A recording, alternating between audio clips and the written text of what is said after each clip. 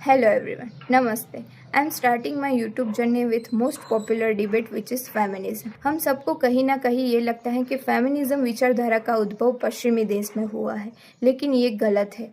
जैसे कि आप सबने ये श्लोक सुना ही होगा, या देवी सर्वभूतेषु शक्ति रूपेण संस्थिता, या देवी सर्वभूतेषु शांति रूपेण संस्थिता, या देवी सर्वभूतेषु बुद्धि रूपेण संस्थिता, नमस्तस्यै नमस्तस्यै नमस्तस्यै नमो नमः।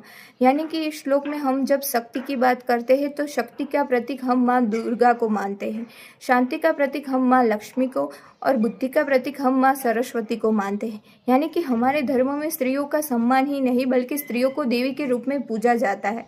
यही नहीं, महाभारत और रामायण के समय में भी स्त्री का सम्मान सर्वोच्च माना गया है।